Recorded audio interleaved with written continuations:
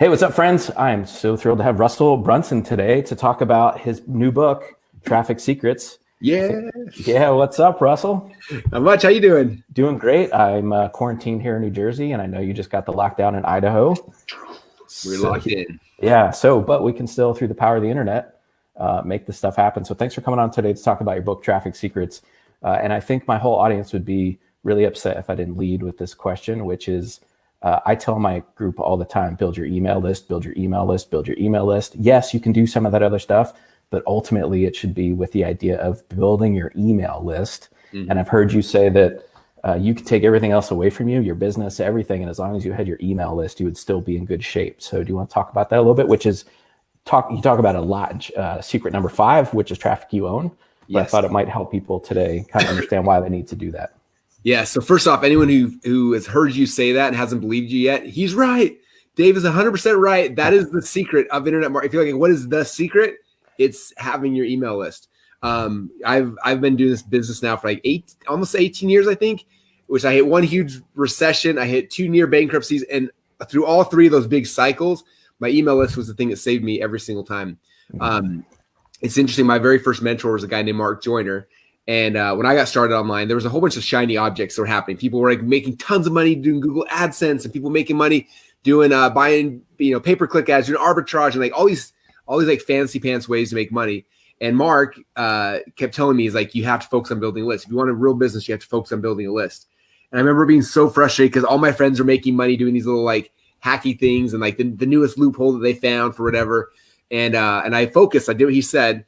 And sure enough, those loopholes that everyone was using ended up drying up. And most of those people, I had friends who were making hundreds of thousands of dollars a month who went out of business and never came back because they weren't built on a solid foundation. And so when he told me that, he's like, you got to build a list.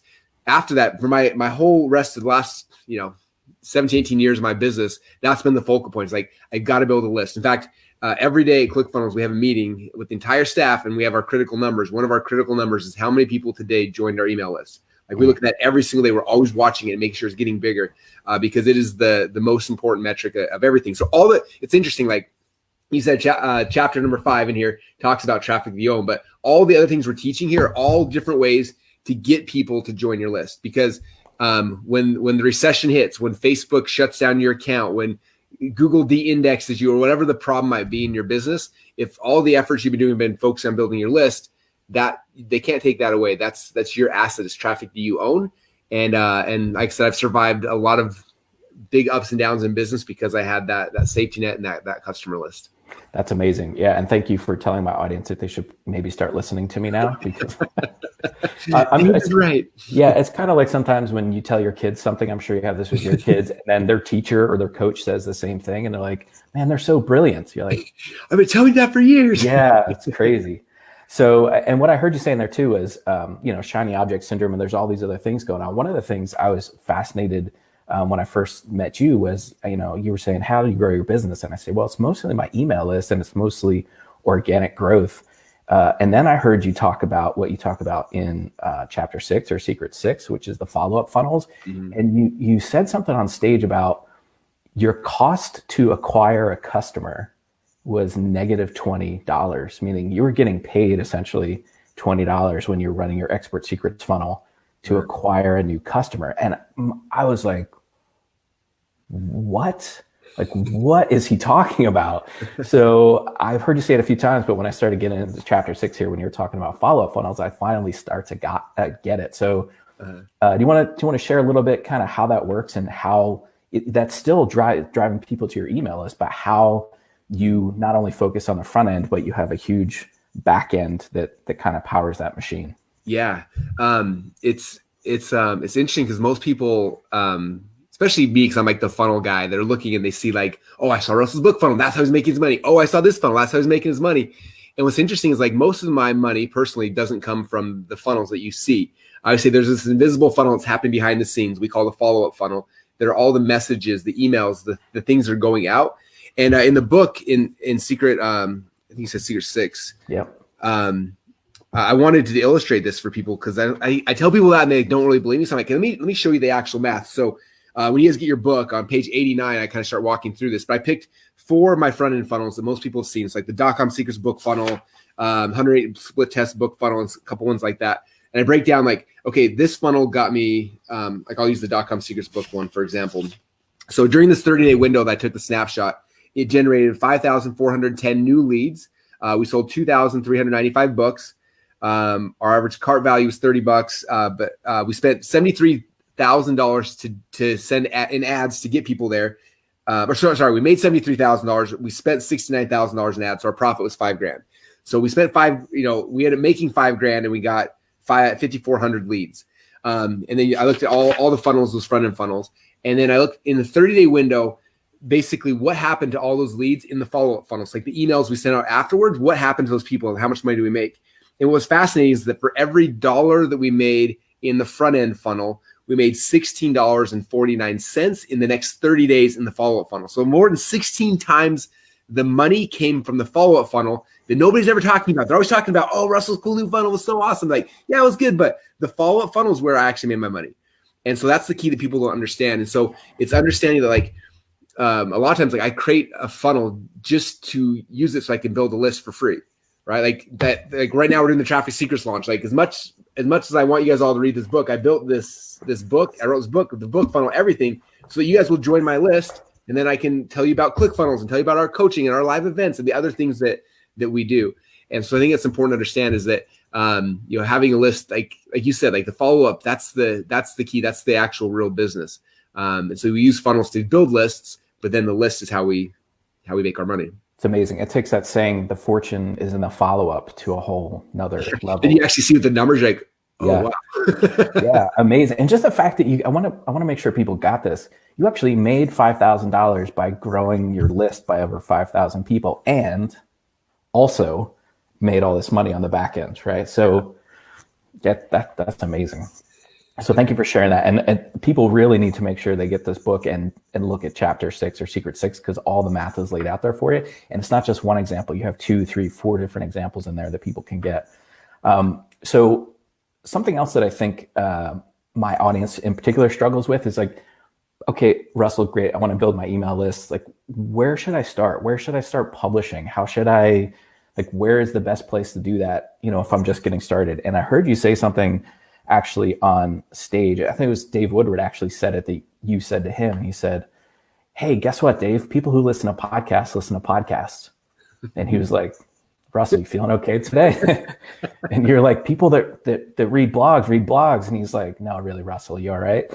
But it really hit me like a ton of bricks, because I actually started a podcast because I listen to podcasts all the time. And I'm like, nah, I'm not going to do a podcast. I don't need to do a podcast. I publish in all these other places.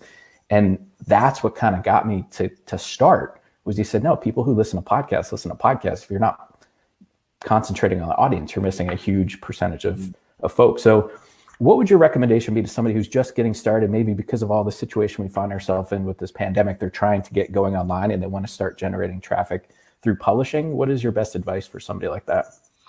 I think the first thing to understand is that is picking something that you're already familiar with. People are always like, oh, so should I be doing Facebook Lives or Google or blogging or whatever? It's like, well, how do you consume content, right? Because every platform, every type of content has different intricacies that they're hard to coach someone through, right? Like, for example, like probably 2 years ago, I was like, I'm going to be a YouTuber. Like, I want to, like, that was one channel I didn't have yet. It was a YouTube channel. So I was like, okay, I'm gonna use my brain and we're going to go. And we made like over 100 videos that I thought were amazing. And like the traction we got was like almost nothing. And I was so confused. And I was like, and somebody asked me like, well, like, who are your favorite YouTubers? And I was like, I never like really watched YouTube videos. And they're like, that's why you're trying to create videos that you would like, but you don't understand like the psychology of people that watch YouTube videos. Mm-hmm. I remember I heard that. So that night I went home with my kids, my kids love YouTube, right? Like all of them. They're just like, that's TV nowadays, right? So I sat down with my kids for like 2 or 3 hours. I was like, I want to watch YouTube with you. And they're like, what do you mean, Dad? I'm like, just do whatever you do. Like, I just want to watch the process. Like, I watch how you start watching them. And they started watching these shows. And I remember one of the first ones they watched was a guy named Colin Keys. And he's like, him and his brother, and they're doing these funny things, and they're doing stuff. And like, I'm seeing how they're like stopping people and getting them to subscribe and they're coming back and attention and how they're grabbing and all this stuff. And I was like, oh my gosh, I missed it. And then we watched Dude Perfect, and we watched another one and another, like all these people who were like big famous YouTubers. And I started watching what got I was like noticing my kids, why do they watch them sometimes and why do they skip through? I'm watching Nora. She's my 5 years old, and she gets my phone sometimes and she sits there on the bed and she'll watch YouTube videos. And sometimes she'll watch the entire thing. Sometimes she's so funny. She swipe up and move over and I click the next one. And I watch and the thumbnail has so much to do with which one she clicks on. And then if they don't capture in the first few seconds, she swipes away to the next one. And I'm watching my at the time 4-year-old doing this, and I was like, I missed it. And so I had to go back and they started making videos that spoke to the YouTube audience the way that they did. But because I wasn't watching YouTube videos, I didn't get it. And so for you, like you said, you listen to podcasts. So it was easy for you to start a podcast because you had ideas. You'd already seen what other people were doing and how it worked. You understood the intricacies. Some people love reading blogs.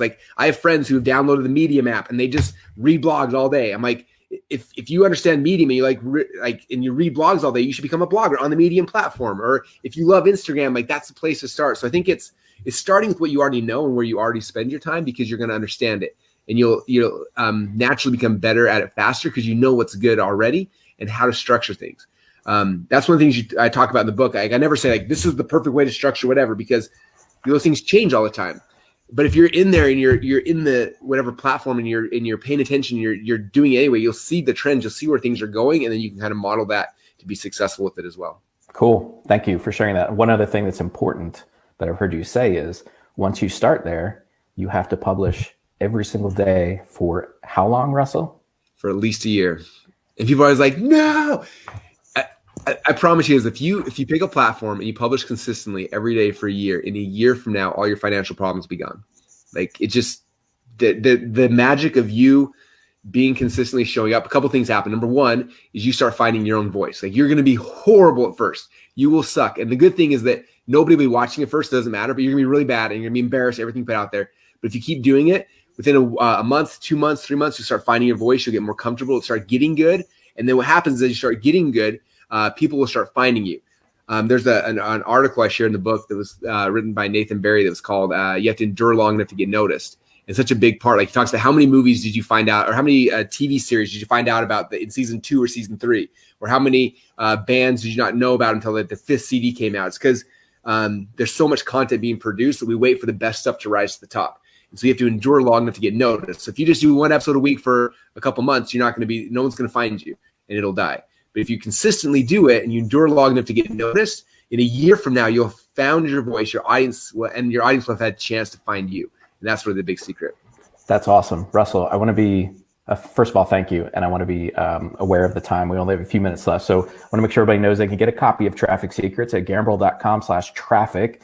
Russell has a ton of bonuses in there for you too. You want to make sure you check those out. But in the few minutes we have left, I thought I would do something a little different with some kind of rapid fire questions. You all right with that? Yeah. Okay. So the first one is this: Cale Sanderson versus Dan Gable in their prime. Who wins? This is important. Everyone who's listening needs some context, because you may be like, what in the world are they talking about? So I may have went off some wrestling stories in Traffic Secrets book. So this is tough. So Dan Gable, for those of you who know, he's the Michael Jordan of our sport. He went undefeated all through college. He lost his senior match his senior year and then went on and won the Olympics. Nobody scored on him. But when you watch the matches, I'm sure you have.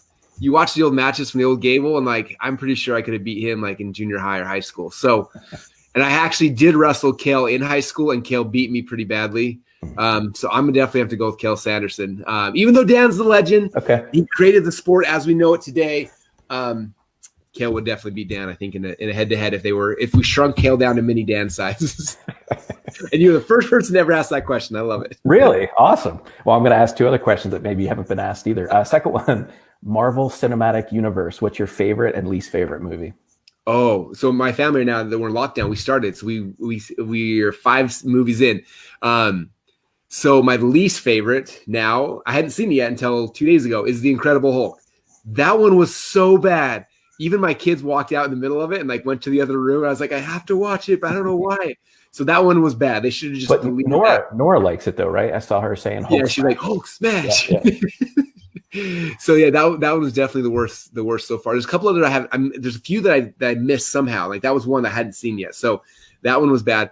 I think my favorite one. Infinity Wars or Infinity Stones, the second to last one where Thanos does the snap. That one was just so powerful and so emotionally. And then you got Thor Ragnarok, which was like insanely funny and awesome.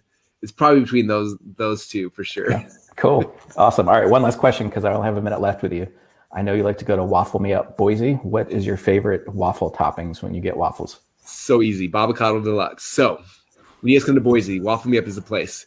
Have you had one yet? I have not. When I was in Boise, I didn't have a chance to stop by there. They just opened one like a block from here, and they're delivered. Like you can go pick one up.